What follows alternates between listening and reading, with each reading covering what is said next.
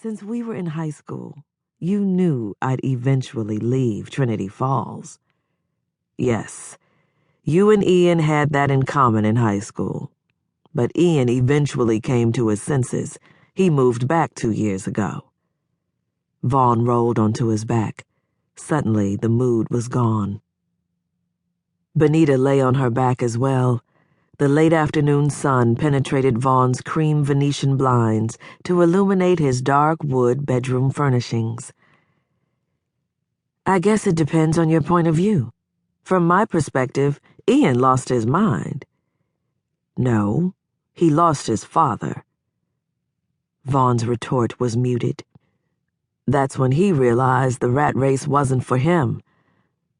Ian Fever had been a year behind Vaughn and Benita at Heritage High School. Like Benita, Ian had earned a law degree. He'd made partner with a prestigious firm in New York City, the culmination of his childhood dream. Then his father had died of cancer. That's when Ian had thrown away the life he'd worked so hard for in New York. He'd returned to Trinity Falls and opened a little law practice in the town center. Nuts. Ian probably just needed a break.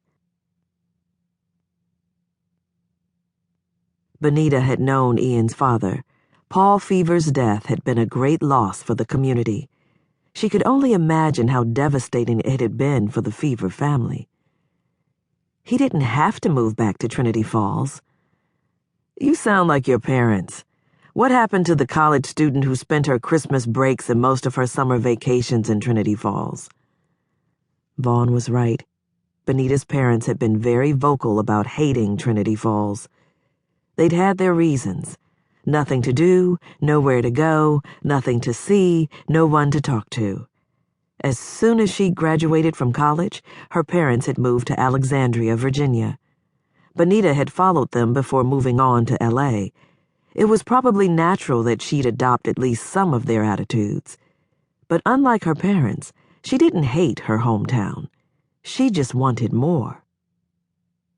Benita turned her head on the fluffy pillow and studied Vaughn's profile.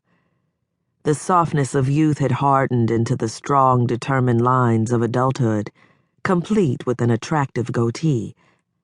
In high school, she'd been crazy about the boy. As a woman, she could easily fall in love with the man. Maybe she already had.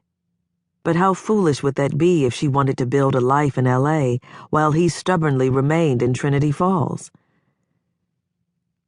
If you really want to spend more time with me, you could move to L.A. Benita offered him a hopeful smile, but she may as well have saved herself the effort. They'd played this verbal game before. Here we go again. The thought flickered across Vaughn's mind.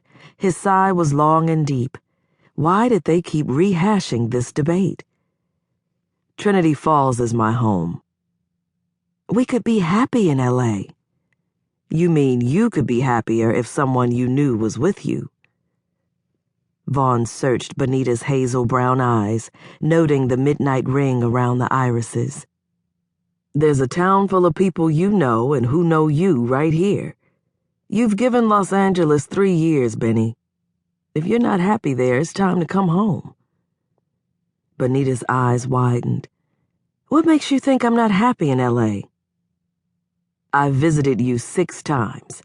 You're a different person when you're in Los Angeles. You're stressed and distracted. She frowned.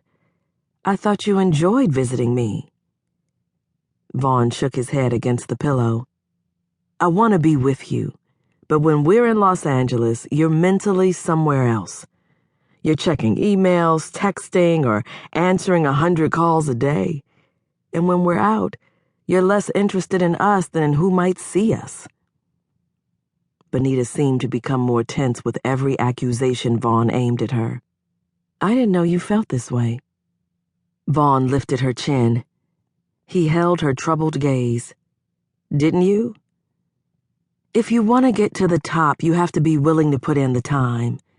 And I want to get to the top. As an answer, that didn't tell him anything. What are you willing to sacrifice to get there? Why do I have to sacrifice anything?